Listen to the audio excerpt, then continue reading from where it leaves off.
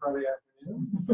For some of you, this will make 3 hours of sex and country in a row. So, it's my. That's so much better. It's and Simon did the introduction. So, and it's my distinct and and very welcome pleasure to be able to introduce to you Eldon Bruce Hayes. This is what you get. Even my grandfather, his name was Eldon, said to my parents, "Oh, don't do that to him." Yeah, you did. So Bruce did his PhD at Yale, and he's currently associate professor and chair of the Department of French, Francophone, and Italian Studies. We just changed our name and our new 4-letter acronym because everyone at KU has to have a 4-letter acronym is the FIT. We are the FIT department now. We went from FRIT to FIT. At the University of Kansas. And he's the author of 2010's Rabelais' Radical Farce, published by Ashgates. And he is also the author of a forthcoming book whose title is the same as today's talk, Castigating Comedy, Religious Polemical Humor Leading Up to the French Wars of Religion, forthcoming from the University of Delaware Press. He's also the author of numerous articles, notably on Rabelais and Marguerite Navarre. And I will also add that Bruce best fits the definition of what would be called a gentil et joyeux compagnon that I could possibly imagine. I met Bruce at my second conference ever, my second big conference ever, which was SCSC in Montreal in 2010. And from that moment on, he's been nothing but welcoming and encouraging and an excellent boon companion as well as a colleague. So it's my pleasure to have Bruce here. It's my pleasure to be able to come speak today, and my pleasure to be able to share him with you. Bruce, before we All right. Thank you so much for having me here. Thanks to the Department of Romance Languages and the French section, and to my wonderful colleague and friend Scott Francis for inviting me out here. I think there's kind of a 21st century Moliere play we could do about country bumpkin who comes from Kansas, a big city. You can't say the word Kansas without a joke immediately following, but so what you're saying is you're going to post on that. Exactly. Yeah.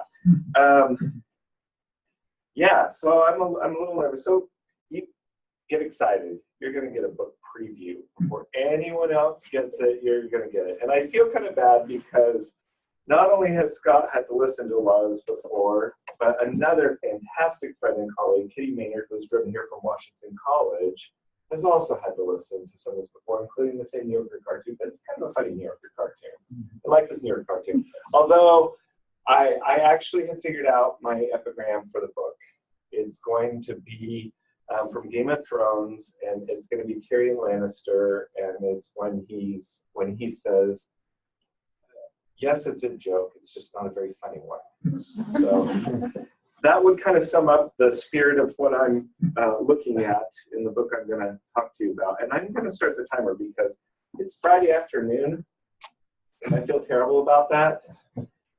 When you're chair of a department, they don't really like you to leave for long. So we kind of had to just jam it all into this afternoon so we can make this work. Basically, Scott said 40 minutes. So when 40 minutes happens, we're done. Okay, like we're just going to wrap up wherever I'm at because I tend to get distracted. Yeah, if you have suggestions about the book title, I would love it. I really like Castigating Comedy, the alliterative, but I don't really do much with comedy in the book. The two big critiques that I get that I don't agree with, and maybe you can help me out or agree with the haters, is number one, the comment that, well, yeah, this isn't really funny. It's like, well, yeah, that's a good point. And the second one is, in my conclusion, I think that why this matters is because there is a tradition in France and Europe of anti-religious satire, and especially a particular French version of it. If you think of Voltaire as the ultimate expression of it. And I think that the profound irony in the history of this is that this is made possible because intense religious zealots, both Catholic and Protestant in the 16th century, are so tearing each other apart and so trying to knock down all that is sacred by the other side that they open up a space that didn't previously exist. And it's because of these religious polemics that you will get Cyrano de Bergerac, that you will get Voltaire, and that you will get something like Charlie Hebdo. So that's my theory, and I'm sticking with it. I just hate that, oh, what did Cyrano de Bergerac read? No, it's not about that. That's not what I'm trying to say. But here we go. Let's talk about the title. So a few years ago, I'm talking to a classics colleague. Do you have any colleagues in classics? Do you find them intimidating? I find them intimidating. So of course, my colleague, I said, the nifty little title, I'm so proud of it, I just come up with it. She said, well, what's the part of speech of castigating? You know, is it the comedy that's doing the castigating, or is comedy being castigated? And that actually turned out to be like, when you start into a book project, you have kind of a hypothesis, and one of the most interesting things that I uncovered was that I thought it was going to be one thing, and it's actually both. Right? I thought it was going to be about looking at comedy that castigates, but in fact, you see as much of the other in the kinds of things that I'm looking at. So, yeah, Angela tells us you haven't been laughing. I was at a Renaissance Study America conference in Cambridge. Remember, Kitty? Remember going to the, have you seen this painting? It's my all-time favorite Royal. So when you talk about theater and you're in the time period that we're at, it's not like going to the theater, right? So this is great. Nice stage, right? I think somebody lost a bet. They're beating each other up. This dude's vomiting. It's Philadelphia. They just won the World Series. Super Bowl. Yeah, you can see how much I follow. We won the World Series in Kansas City. That's what we have. Our Chiefs just disappoint us every year. So there you go. So I'd like to start with an illustration containing an honest pamphlet published in 1564, a year after the conclusion of the First French War of Religion, during a period known as the Armed Peace. The extended title, and you get into these pamphlets, and brevity is not what they do here. This is all of them are titles like this.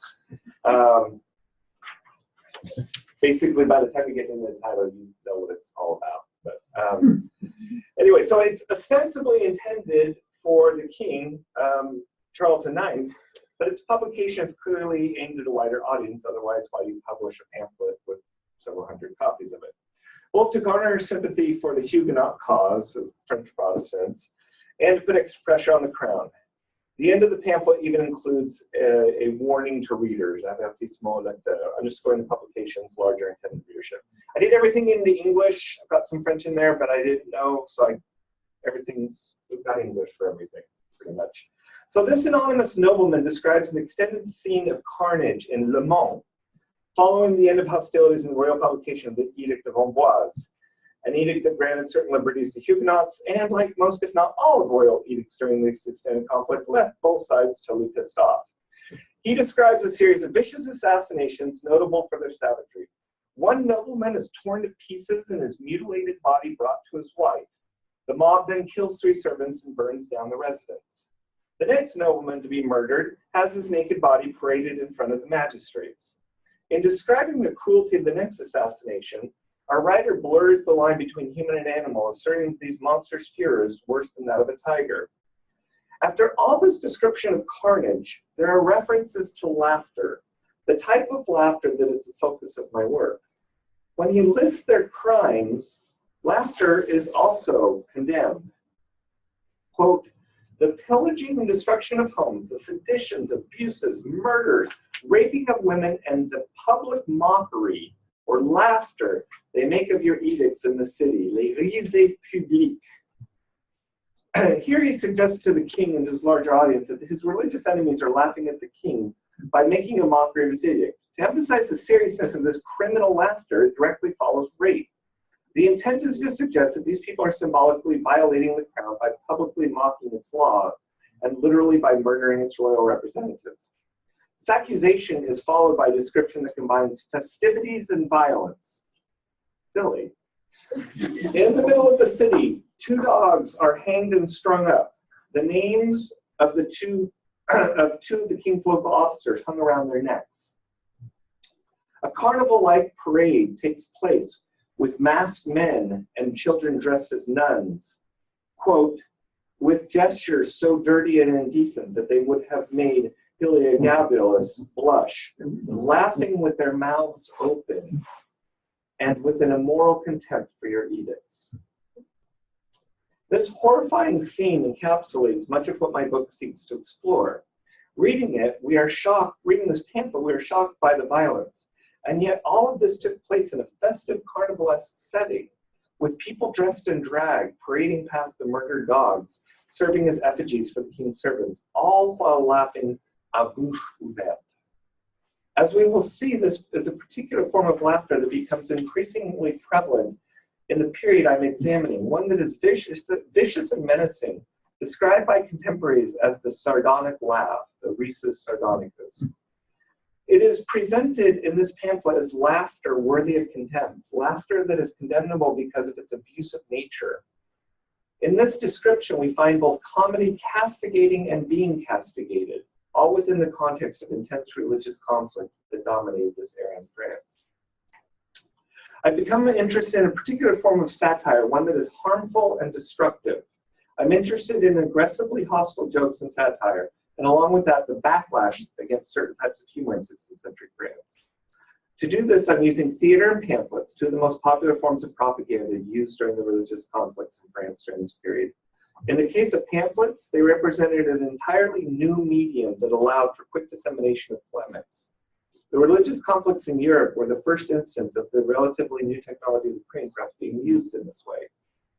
One of the challenges of this project is to define what exactly I'm looking at. What is a pamphlet? What are its characteristics? Is there a page limit? I quickly learned that I wish I had done Germany and not France, because Germany has really cool pamphlets, right?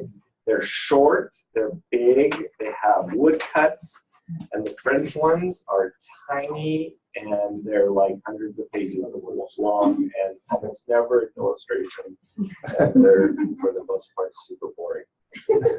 So once you start delving into this, it becomes more and more difficult to identify what it is you're looking for. So here are some limitations I've adopted. First, I only look at what Olivier Millet has defined as theological pamphlets, written in French, not Latin. Well, it's never possible to fully define audience. I've tried to limit my field of research to works that likely had at least a wider readership. Another way I've chosen to narrow the field is to only look at polemical works. It is unsurprising that the very word polemical, polémique, it first appears in French during this time period, used in 1578 by Théodore de Bèze, the man who replaced Calvin as the head of the Geneva-based church, and who defined the term as an argument that is quick and condensed, used to attack one's enemy. Sometimes not as quick as one might hope. Theater presents its own set of challenges. The type of theater that interests me is essentially street theater, which could be performed anywhere, such as a street corner in front of a church, at a university, or a court. For most of these plays, no trace remains.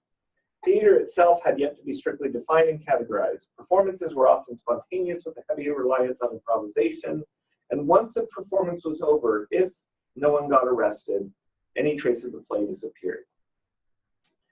Theoretically, to provide a framework for what I'm examining, I've turned to both modern and 16th century theorists for help. I'm intrigued by Freud's concept in jokes and their relationship to the unconscious of tendentious humor, humor that aims to do harm to someone. In his study, he makes a distinction between innocent jokes and tendentious ones. He observes, quote, where a joke is not an aim in itself, that is, where it is not an innocent one, there are only two purposes that it may serve. It is either a hostile joke, serving the purpose of aggressiveness, satire, or defense, or an obscene joke, serving the purpose of exposure. Hostile jokes and humor are the primary emphasis of this project, as well as hostility towards this type of humor, which increases and changes in 16th century France. I am looking for instances where, as Freud notes, tendentious humor seeks, quote, to turn the hearer, who was indifferent to begin with, into a co-hater or co-despiser, and creates for the enemy a host of opponents, where at first there was only one. In his discussion of humor and jokes, Freud identifies a problem one frequently encounters. Because jokes are often topical, they can require too much contextual knowledge for them to be funny or even understood by someone removed from them, either historically or culturally or both. As he concludes, a great number of the jokes in circulation have a certain length of life. Their life runs a course made up of a period of flowering and a period of decay, and it ends in complete oblivion. For example, imagine an episode of South Park that targets a particular political controversy being watched 500 years later. This is comparable to the challenges I face with this project. Without proper historical, political, social, and linguistic contextualization, the humor risks falling into oblivion. I have found it very useful to turn to explorations on humor and satire by two 16th century writers. One well-known, the other less so, both of whom address the concept of cruel humor, and no surprise that Scott Francis has a portrait of one of them in his office. The first was Erasmus, described by those of us who work in this field as our guy. In many ways, the founder of Christian humanism in Europe, and the second was Laurent Joubert, who was the chancellor of the Université de Médecine in Montpellier and one of Henry III's physicians. One of Erasmus's most impressive and prodigious work was his Adagio. This work of immense erudition brought together thousands of proverbs from Latin and Greek, frequently offering impressive philological explorations of the origins of these proverbs. First version appeared in 1500, 152 pages, 818 proverbs, right? 150 pages, 800 proverbs, give or take. Most was really brief descriptions. Over the years, he kept cranking out new editions, and just like students rightly do complain today about new editions of textbooks that cost more, Erasmus got accused of this being a money grab. Because the year he died, the last one came out, and we went from 150 pages, 800 proverbs, to 4,151 proverbs, and it was a lot longer. Sometimes he screwed up. The expression when we say to call a spade is based on his mistranslation, and it should actually be to call a skiff a skiff. Like that. One of the proverbs he included is the expression risus sardonicus, the sardonic laugh. And during this laugh, he notes that it's been called a false laugh, a bitter laugh, or a crazy laugh. He then explains that the etymology of the expression comes from the island of Sardinia, where Carthaginian colonists enforced what could be characterized as a bit of a draconian mandatory retirement system, murdering all men over the age of 70. While committing these murders, they supposedly laughed and embraced each other.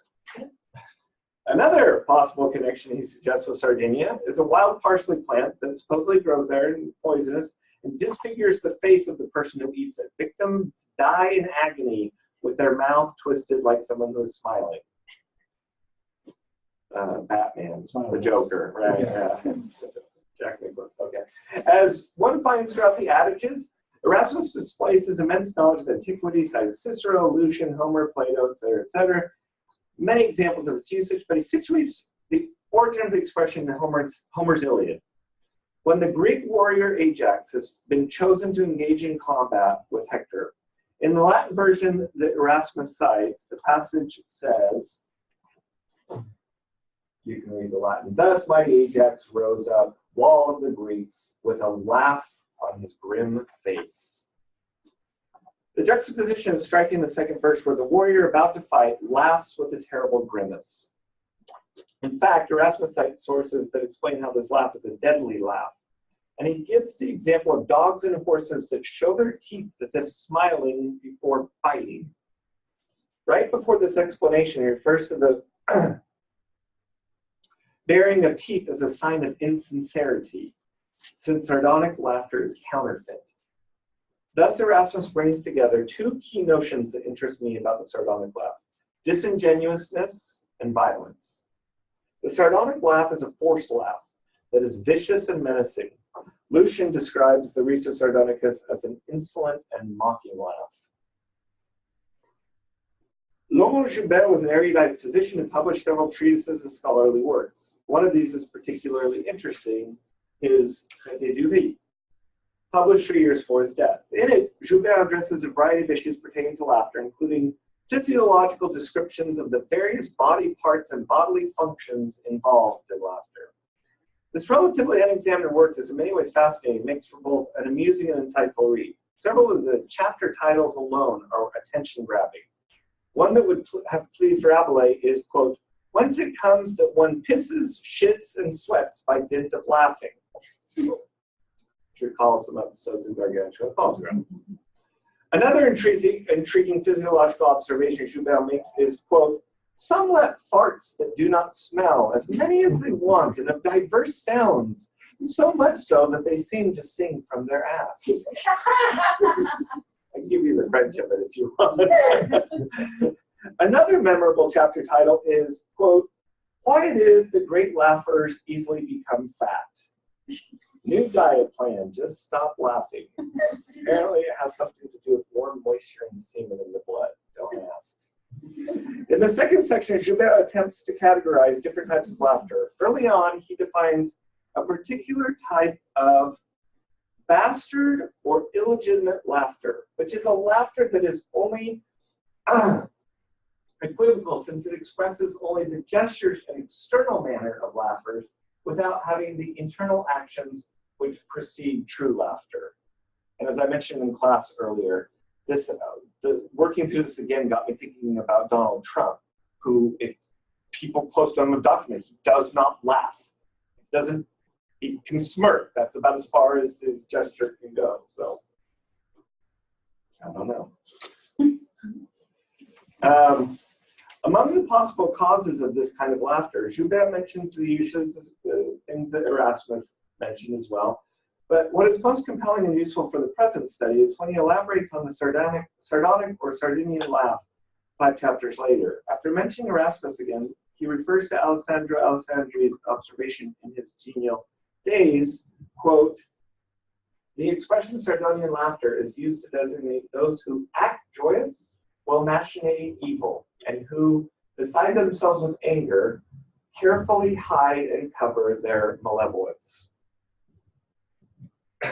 Joubert adds that this laughter is, quote, "lying, simulated," lying, simulated, and traitorous, full of bitterness and ill will, or at least falseness. As with the laughter commonly called hostile laughter, the one that long ago was called hospice in Latin used to be called hostis, signifying enemy, from which the French have retained the words hôte and hôtelier. Sardinian laughter is also used by some people for a laughter of folly, arrogance, injury, or mockery. The differing Latin roots contribute to the ambiguity and suspicion surrounding this term, from host, hotel, and hospital to hostile and hostility.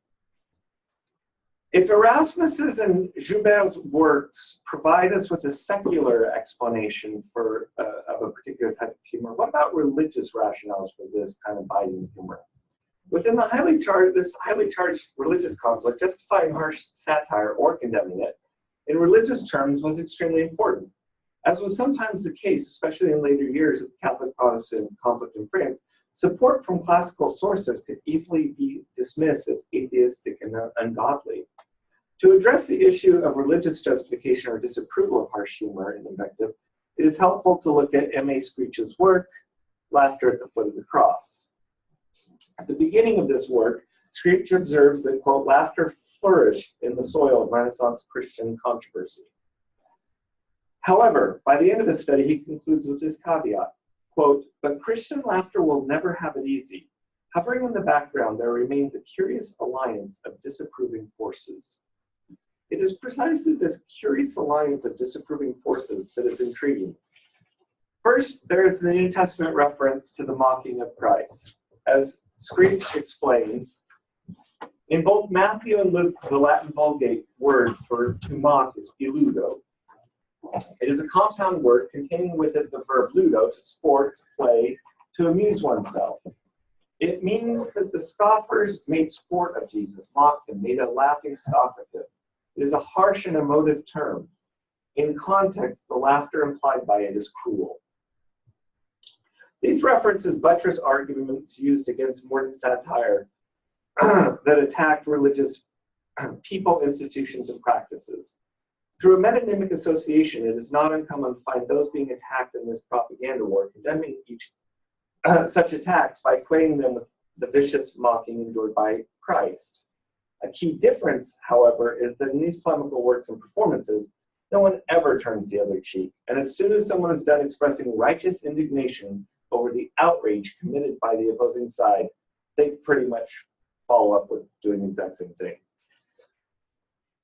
Whereas humor and joking can often serve to diffuse a conflict, in these instances, the jokes serve the exact opposite purpose and contribute to the escalation of mutual hatred and contempt. There are two interesting Old Testament passages, one used to condemn and the other to support the use of harsh satire, and both are discussed by Screech. The first concerns the prophet Elisha, who is mocked by children for being bald. Elisha curses, funny in Sunday school, I don't ever remember studying this story. Elisha curses them, and you know what happens? Out of the woods come some bears, and they eat 42 of the children.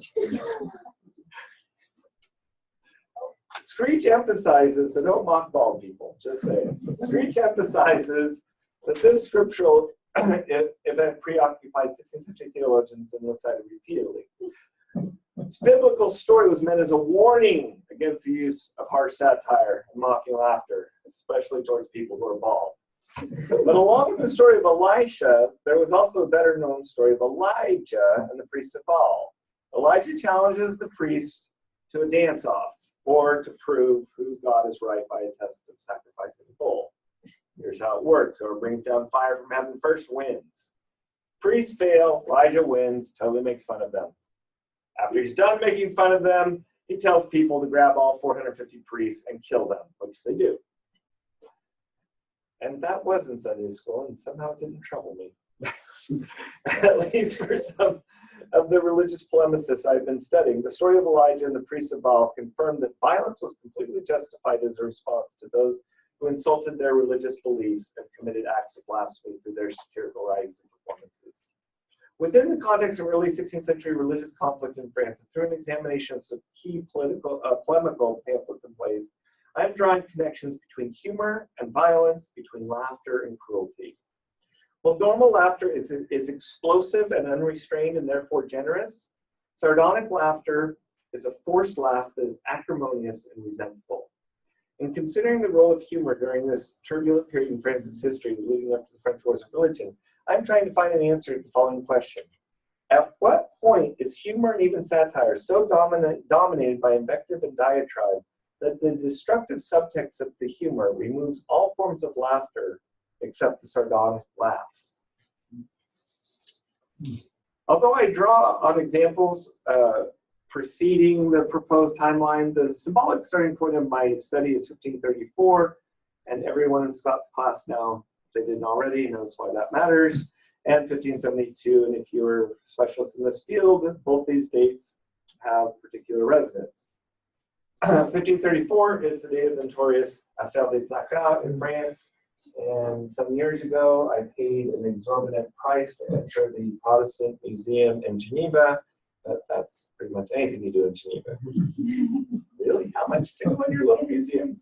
But there's a copy of the actual placard.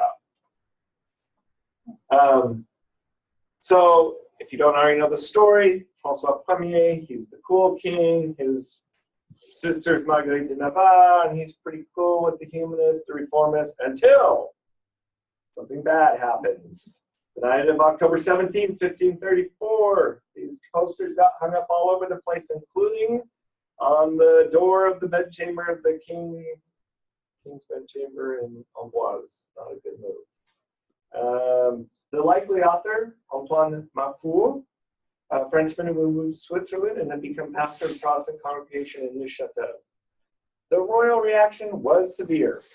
Masses and processions were held. Suspected sympathizers were rounded up, and soon heretics were being burned at the stake. Many reform-minded humanists fled Paris, including Pope Clément Marot and the eventual leader of the Geneva-based Protestant faith, Jean Calvin, both of whom fled. Anyway, Another similar stunt the following January led to further royal crackdowns, including a brief ban on printing. Since the focus of my project is religious polemics in both pamphlets and theater, this seems like a good emblematic starting point. The end point of my project marks the bloodiest massacre of the religious wars in France, the notorious St. Bartholomew's Day massacre. 10 years and 3 civil wars after the start of open warfare in France between Protestants and Catholics, the powerful Éminence Grise, Catherine de Medici, arranged to have her Catholic daughter, Marguerite de Valois, and this is the same person to whom Joubert dedicated his Traité du Riz, married to Henri de Navarre, one of the French Protestant leaders who had recently become King of Navarre. For the wedding on August 18th, many of the leaders of the Protestant cause, along with thousands of rank-and-file Protestants, came to Paris to attend. On August 23rd, the night before St. Bartholomew's Day, a series of assassinations of Protestant leaders began, eventually leading to the slaughter of thousands, if not tens of thousands, of Protestants in Paris and throughout the kingdom, lasting for weeks before order was finally restored. In many respects, St. Bartholomew's Day massacre was the culminating realization of violence during this bloody struggle, the worst massacre of the century in Europe. It is also an important symbolic stopping point in my examination of Catholic and Protestant propaganda, since after the mass killing, there was never again a time when Protestants represented a robust minority in France. Book I'm working on, we got 5 chapters, covering roughly 4 decades, where you can trace some of these changes in polemical humor as well as reactions against it. So, first chapter, the beginning. Pamphlets early on, hard to find simply because there aren't very many of them, and most of them aren't very good. So I'm starting with Antoine Marcourt, but before his famous placard, the true articles on the horrible, great, and insufferable abuse of the papal mass, I back up a year to examine his first anti-Catholic satirical work, the Livre de Marchand, published in 1533 and into English in 1534. And it also contains the first printed reference to Rabelais' Pantagruel, which he will then take out later in subsequent edition. Comparison of Marcourt's 2 pamphlets serves as a microcosm of the larger phenomena I'm exploring in this study. As new forms of satire are developed, humor becomes paradoxically both more constrained and more violent, and unrestrained body humor, laughter, increasingly becomes marginalized and even viewed as a form of blasphemy.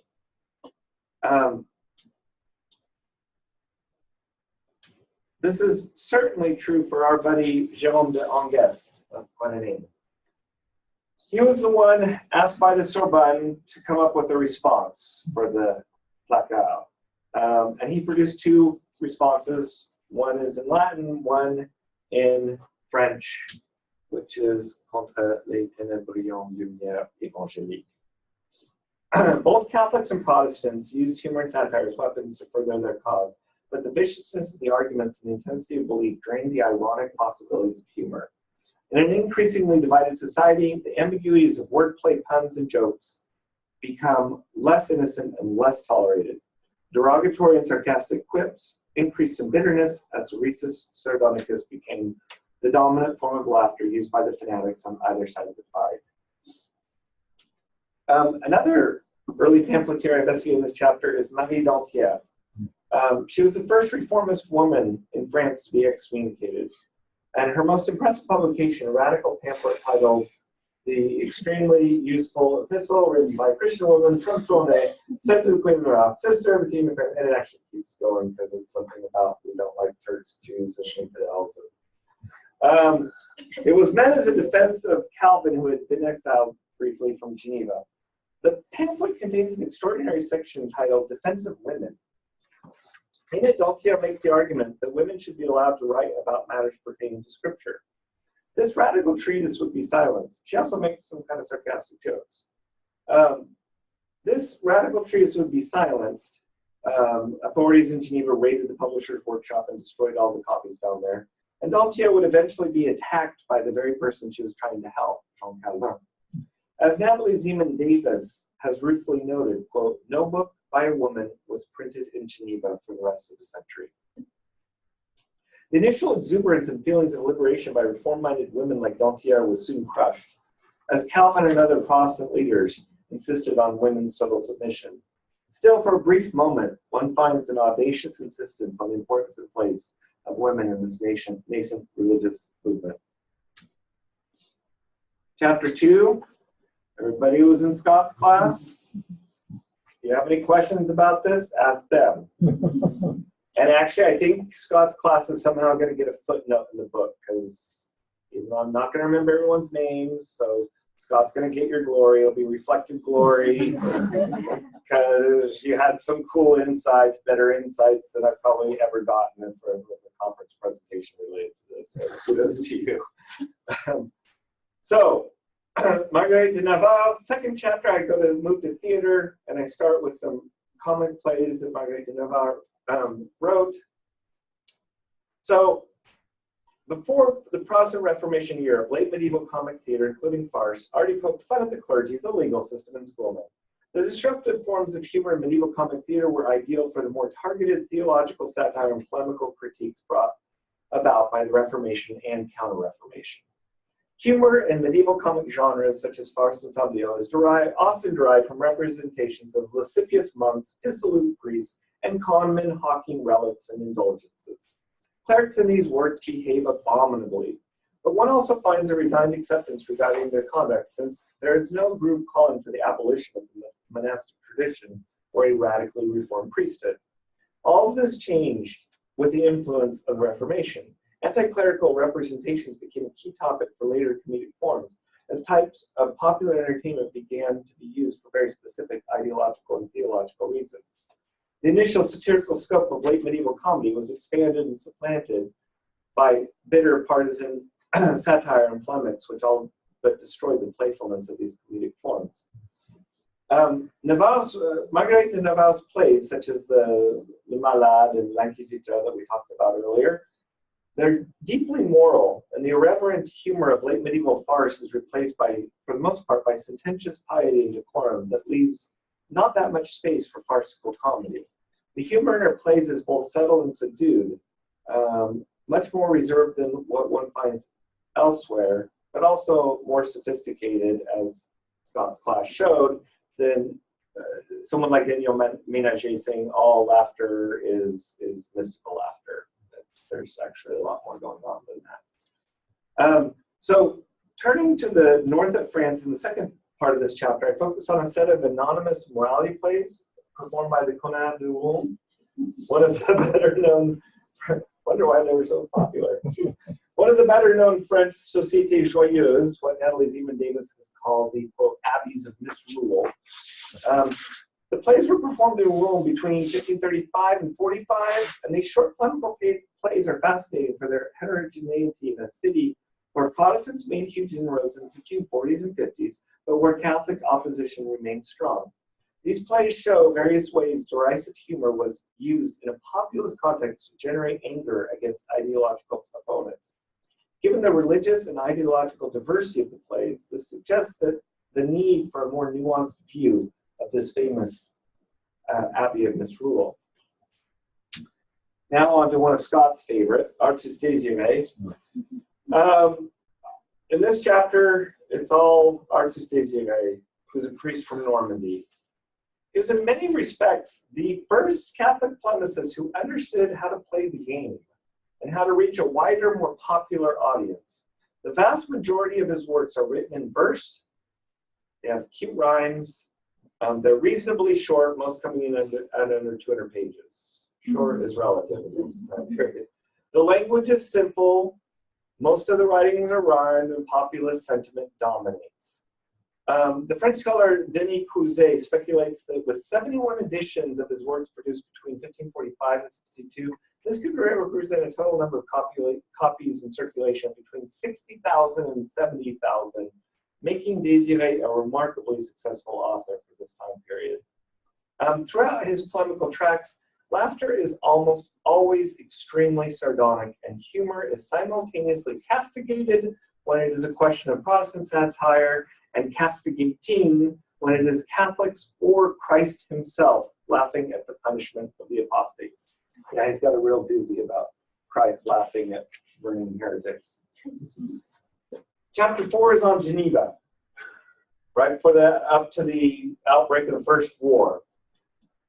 Geneva-based Protestant faithfuls started producing a record number of satirical tracts, including works by Pierre Vivet and the notorious Satire chrétienne de la cuisine papale, which was published in 1560 by Conrad Badius, who also wrote the play, the Comédie du Pape Malade, in 61, before heading off to fight the First War of Religion, and then dying after that from the plague. Among Calvinist pamphleteers, Pierre Vivet has been called the most popular writer of the French Reformation. A prominent reformist preacher and teacher, Vivet was also a prodigious writer and defender of Geneva-based faith, who produced more than 50 works over the course of his career. No one besides Calvin himself published more pages than Vivet. Outside the world of religious studies, however, Vivet is all but forgotten now, and modern editions of his work are almost non-existent. He was a close associate of Calvin who agreed to write an intriguing preface offering qualified support for what is perhaps Vivet's best-known work, his Christian Disputations. Calvin's hesitation regarding Vivet's polemical writings underscores a key tension during this period, with satire and laughter on one side and piety and reverence on the other.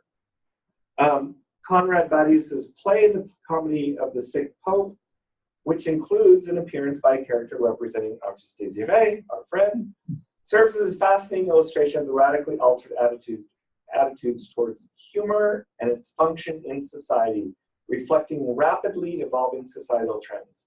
The play provides a wealth of information on the highly restricted role of laughter on the eve of the wars of religion. The comic content of the play resembles Erasmus's Rhesus Sardonicus. The play is purely partisan, and because of such ideological considerations, the very function and utility of laughter is called into question. As he paradoxically instructs his audience in the preface, Riez donc votre sou de ce rire saut et sain. Sounds like a fun guy. The play, with its constant invective and sententious discourse, empties the comedy of any form of laughter other than the resentful snicker of the converted. The militantly partisan impulse of the work eliminates the possibility of any playful ambiguities, offering an important insight into the mentalities of people on either side of the ideological divide who were to prefer carnage to compromise and who had little tolerance for unrestrained laughter. Last chapter, a most Catholic city. I end in Paris, which remained stridently Catholic throughout this conflict, leading up to the Catholic League, running the show in the 1580s and early 90s. I spent a good amount of time on Ronsard's Discours des Misères de Seton, as well as Geneva's response to him and the ensuing pamphlet battle. Also, I mentioned the Conard. The most famous abbey of Misrule in France was the Bazoches. And in this odd thing, in 1564, they performed this play, Marseille Justice. Typical morality play, got your allegorical figures, it's pretty boring. They're talking about the current state of affairs, super Catholic, saying that all the problems of the city are due to foreigners. What does that sound like? The play's conclusion is rather curious and is also germane to my study. After the various characters have completed their populist critique of Protestants, the text switches from Alexandrian versification to the lowlier octosyllabic verse, the traditional versification of farce. What follows is a stream of reminiscences by the characters, recalling a host of scabrous stories, primarily on the topic of marital infidelity. The tales that the characters recount are in fact typical farces with deceptive wives and scheming priests. It is a strange juxtaposition, but it recalls the original reputation of the Bazoches. It is odd, after all, to have a censorious play staged by a group long known for its irreverent antics and playful spirit. This curious appendage at the end of the morality play seems to be a wistful reminder of the former spirit of the Bazoches, now lost under the rubble of war. At the end of the play, there is laughter, but is rueful and detached, recalling rather than acting out the mirthful misbehavior of comedy and farce. 1534 marks a symbolic turning point in the history of religious satire in France. Much has been written about the change in the political climate in France following the Affaire des Placards. An important part of that change was that jokes that were previously off limits, like making fun of the Eucharist, were to become commonplace. With this growth in religiously inspired acerbic satire came an increasingly distrustful and even violent reaction to it, which resulted in an inevitable crackdown on what types of humor were considered acceptable. It has been argued that the 16th century was a time during which rules regarding humor changed profoundly, leading to new restrictions on what was deemed appropriate. Daniel Ménager characterizes this shift as a move from the rire to the sourire. This elegant phrasing, however, in some respects masks the violence of religious-inspired vitriolic satire that played a central role in this evolution. During this turbulent period, sardonic laughter became progressively more prominent. Far from being harmless, this type of humor was aggressive and menacing and could in fact be dangerous and even deadly. The end.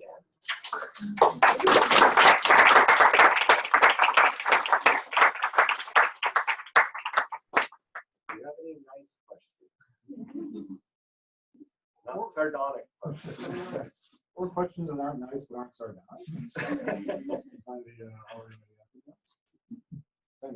I don't know what kind of question this is, but I would be curious to know more about the presence of animal figures in the texts that you're looking at. I was intrigued by the dog and the horse modeling the vicious and insincere snarl of the rhesus sonarchus. Are animals a prominent presence in the texts that you're looking at? Are they a prominent absence? Are there parallels and comparisons with the animal world that further the comedy or the viciousness? Or? One of the ways in Vire's Christian Disputations, one of the ways that he goes out after Catholic practices and a way that he connects Catholic practices to pagan practices is through animal imagery, which is it's this interesting digression about crocodiles and but you have, when animals come up, it is almost always in the sense that these people are not behaving like humans, are behaving like animals. But when I read the pamphlet about the two dogs being strung up, I thought there's the Great Cat Massacre. Like, I had spent a month at the Newberry Library in Chicago reading hundreds of pamphlets that had no use whatsoever for my project, and then in like the last few days I found that one. It was like, oh my gosh, eureka. I don't know what to do with it, but I have thought about the use of animals and what that has to say. And of course, it's me thinking about humanism and Of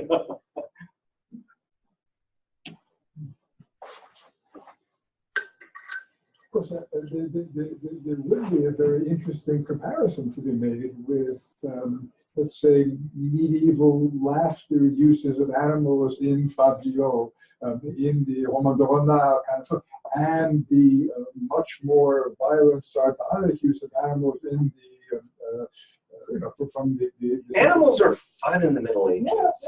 They're fun. And you laugh. And you laugh. They're not fun in the stomach. Well, there's maybe a possible connection there, and this goes outside of the scope you went out in this project, but so the Maintenant Nouvelle Papissie, I mean, makes a very sardonic use of animals, where you have the Saint-Église populated by basically frocked. We're probably cows. now talking about the next book project, because it killed me to leave out It's also a gold mine for book cover. Of course, I was like, yes, we got something cool to put on the book cover. But precisely, it's the Saint-Église. So it's a Protestant sort of pseudo atlas, which some of you heard mentioned before. And it represents the basically the land of popery, as it were, not potpourri, but and one of you see the Saint-Église populated by flocks of cows, asses, and what's the third one? It's like les veaux, les ânes, and I think like a mule. Yeah. So it's an instance of how something like something that would have been funny in the Roman de Renard now is being used in, I think with a nod back to that. Yeah. But they're connected. But it's a refashioning. In a much more tendentious way. I suppose the kind of follow-up to that question would be, do they when they are used, does that give you a clue? Because you talked about the difficulty of identifying all the references and kind of keeping a foothold in the very elusive comedy of the period, or no longer being able to relate to all of the questions we have. When animal comparisons or parallels are used, does that then give you some insight into the gesture that is being made in the humor that allows you to work Well, like through the Vive passage, you know it's funny because what he is saying is, you know, Egyptians worship crocodiles, and he doesn't need to say what a bunch of morons. I mean, it's totally there. And then just like Catholics in their saint worship, right? It's the same thing. The Romans, you know, they thought this animal was divine. Ha! What idiots! Just like those Catholics and their idolatry. You know, that's the whole. But I mean, there you know it's funny, even though he's not saying because they're idiots. I mean, it's even without being like a 16th century theologian, you get that they're. You know, it's not meant as a compliment to the Egyptians or to the Romans. What he's saying about their animal, you know, devotion to various animals. So it's never fair to ask why you didn't talk about something, but Go ahead. I'm going to do it anyway. So since pamphlets are your purview, I mean, treatises aren't necessarily the same thing as pamphlets, but they're often written in the same way. And so, for example, why not include some of Calvin's treatises? You know, the ones he published in the vernacular, and some of which are actually really, really funny, like the V Treatise on Relics. Yeah. You know, which, you know, I saw St. Anthony's arm, like, you know, hidden behind glass in the church, and everyone venerated it. Then when I got those, I saw it was actually a deer penis. So it's Yes, thank you for bringing up one of the most insecure parts about my book project that I actually have to, like, I've come out and say it that I don't include Calvin, and I do. Calvin gets some nods. I just got too wrapped up with Vive, and there's so much Vive, and no, it's yeah. Jeff Purcell Jeff Purcell came up with a good way for me to phrase this to not be apologetic about it. okay. Part of it is you can't do everything, Of course. but I will tell you that to get at the kind of insecurities that these people are dealing with, because they know they've opened Pandora's box, especially Calvin and company, right? Because you can't start making fun of this stuff without creating a really slippery slope, right? If you're going to talk about shitting Christ, you're not that far off from making fun of the idea of believing in God, right? And so the one thing that I talk extensively about is that preface that Calvin wrote for Vive's Christian Disputations, which is a very satirical work. And Calvin's preface is all about the good uses of satire, not like those bad uses of satire. Because of course he was a very satirical writer. Yeah. Of course his writing on relics and, you know. Well, that is right. Yeah. I don't know. You can't do it all, and nobody's written about Vive. Not really. That's true. And well, there's only Toilo, but you know. There's not much on Vive. No. I've read it all. I wanted to ask about the story you're telling here and your endpoint of 1572. It's imaginary. It's not imaginary. But is it? I mean, why does that feel like a good stopping point for you? Somewhere in the 60s to 72, there, especially for, first of all, plays of that nature that go away, right? You're going to be hard pressed. I mean, I can tell you a couple of Pleiad plays that, you know, a Jodel that'll make a reference to the conflict, but there is, I mean, because tragedy becomes the vehicle, becomes the theatrical vehicle for religious polemics. I mean, I can give you all sorts of tragedies second half of the 16th century, but I can't give you any much that's useful on the theater side. Pamphlet-wise, in the 60s, the arguments change, and you find things that you didn't find before. You find economic arguments, you find more explicitly political arguments, and then suddenly you get into the realm of regicide. And so you're doing different things. You're saying different things.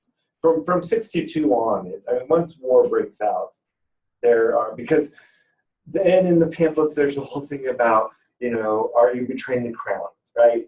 Pre-war, nobody's saying that. They're saying all sorts of other nasty things, but they're not saying like, you're traitors because you didn't applaud during the State of the Union address. And that was just being satirical. That was funny. Wasn't that a funny joke you made? I laughed so hard. Now your legs are down. Yeah. And I don't know, with any project, you got to stop somewhere. And I've been wishy-washy about it. I mean, there's a good number of things I talk about from the 20s, but there's not enough like stuff from the 20s to like, I mean, 34 makes sense as a starting point for the topic. 62, 72, I don't really care, and I'm probably just going to have to do in like another book that's like second half of it. Because I have some ideas for the second half. okay, good. But I think I just was curious because I totally understand you have to cut it off somewhere. You can't go on forever. But I was just wondering if 1572 because of Give me a better date. No, I'm not. I don't want to give you a better date. That's a great date. But I just wanted to know: is it because you feel like St. Bartholomew's Day is sort of a culmination of what's been building in the pamphlets, the pamphlet literature, and the kind of the invective that you're saying is kind of the release of that, or is there something? Yeah, along those lines? there's nothing that compares in terms of the massive slaughter of innocent unarmed people. Like, there's just you have plenty of things that happen before that. But the magnitude and the scale and the scope, and it's like, how do you unleash that? And give me a comparable event in France. When like 15th century, 14th, like what do we have that's like that? Albigensians.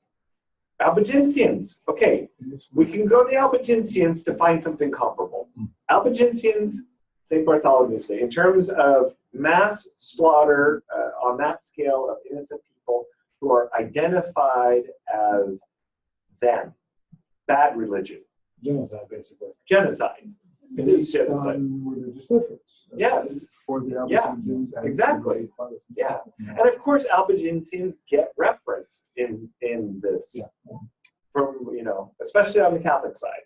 Yeah. Like, we got rid of them. That was the right move. Let's do it again, people.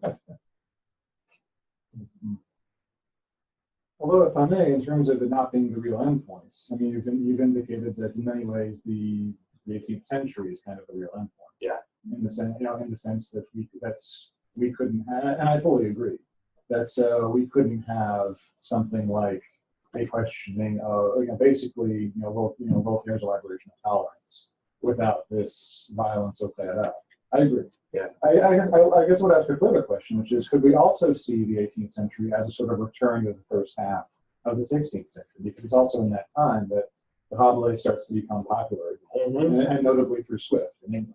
I mean, it's not by accident Voltaire calls Swift the English Rabelais. Yeah, you're right until you get the French Revolution. And then it's like Calvin all over again. Yeah, I mean, that is this notion of morality and encyclopedias and trying to see the world as a multifarious place that you can explore and find interesting differences without, wanting to kill them. Well, and I don't think it's a coincidence that Voltaire wrote the Yeah, right? So yeah. he went back to Henry Yeah. IV and sort of made him into a more religiously More tolerant religious talk than he actually was, right? yeah. Yeah, and Montaigne, of course, is very selectively read. For his more atheistic, quote unquote atheistic passages. Yeah. Really? I don't know if you have time, but Sure. I was wondering about the Protestant types of Protestants that are being looked at. Are they more like Reformed or like the radical, like Protestant as well, when it comes to these pamphlets?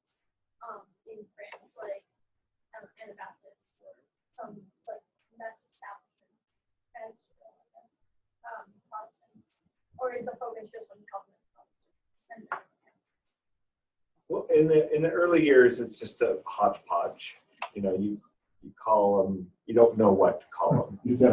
Yeah, you get a lot of Lutheran. And remember, everyone hates Anabaptists. It's like the one thing you agree on. Everyone hates the Anabaptists. but no, and you will get them, you will get a Catholic pharmacist calling them Anabaptists. And it's really when you concretize that, you know, the use of that word, right? And it's Calvinist because it's there that they become the propaganda machine and they send missionaries, and it's all about Calvin's Geneva and Bez's Geneva. You all are such angels to have sat through all of this on a late Friday afternoon. I hope happy hour is soon. If there are no further questions, thank you so much, Bruce.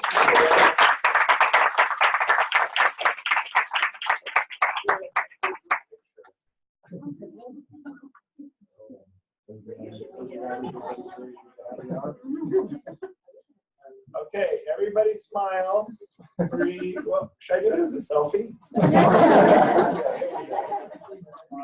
Are we in there? Sort of?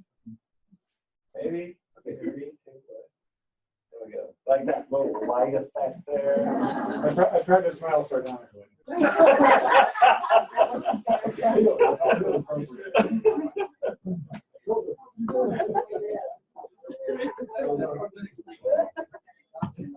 So,